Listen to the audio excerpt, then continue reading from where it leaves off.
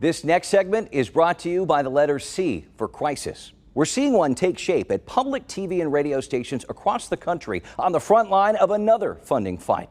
For generations, the federal government has supported public broadcasters because of their educational value and its public interest. But here and now, that long-standing relationship is facing a bitter breakup.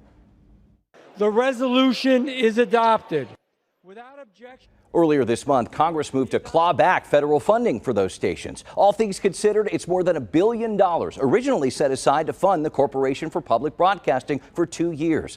It's been the bullseye of Republicans for a while now, especially conservatives who don't like what's being aired or reported.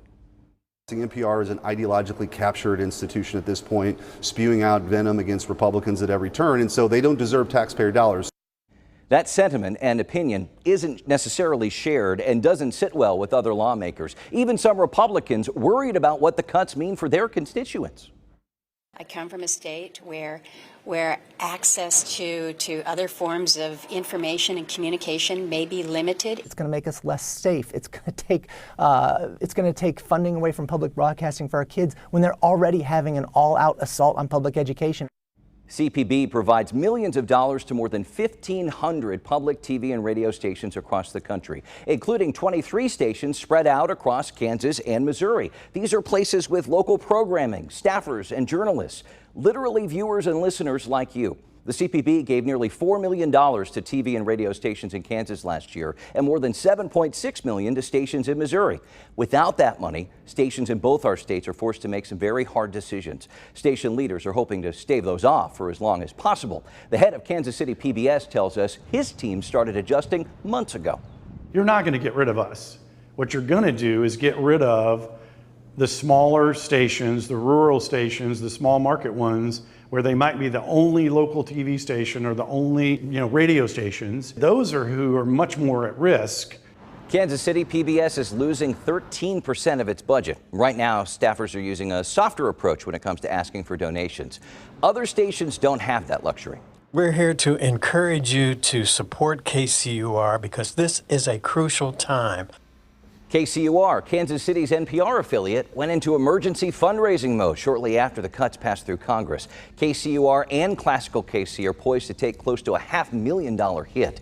Lisa Rodriguez is KCUR's Director of Content and joins us to get to the heart of the matter today. Thank you so much for being here in what is a critical time for you. I know you never want to become the news story. Never. Right, yourself. It's an uncomfortable feeling. Right. There's no avoiding it right now. So first off, I just wanted to give you a chance to kind of respond to these blanket conservative claims that we hear that you and other public broadcasters are somehow biased and not worthy of taxpayer money.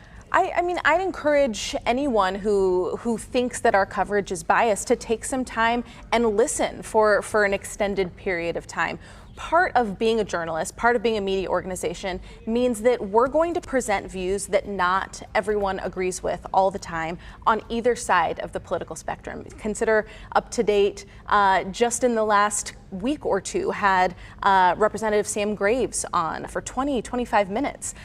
We partnered with Congressman Mark Alford to do a town hall, which he hadn't done previously since his one that kind of went awry several months ago, and he thanked us for the opportunity to bring his constituents out. So you will hear people, both Democrat and Republican, on our air all the time, and you may not agree with everyone, but that is exactly at the heart of what we do, is we present information, and then with that, you get to decide what you want to do. Right, and these are people, journalists in our community. I mean, you're like us. You Exactly. live here. You have a vested interest in what happens here. Yeah, we are part of Kansas City, and we do consider ourselves part of the community that we're living in, and that's why KCUR is more than just your daily news. We're doing events, we're doing history podcasts, we're in your inbox in the morning. We're walking along and experiencing life in Kansas City just like anyone else. We know the Kansas News Service is kind of a larger service based at KCUR, covers news and meetings, important stories across the state of Kansas.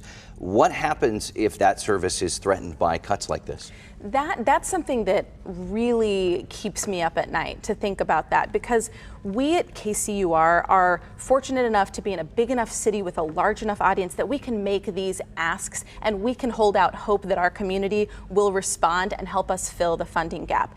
In smaller stations across Kansas that don't have the population centers that we do, that federal funding is a much larger part of their budget.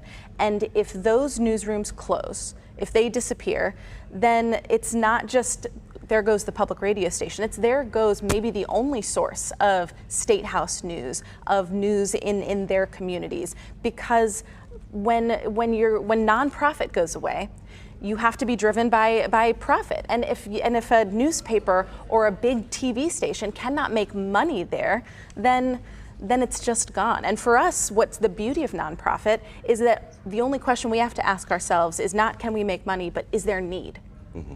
And so when that goes away, there really is a significant loss, not just of daily news, but emergency weather alerts, tornado alerts, flooding alerts that we've had broadcast just this week.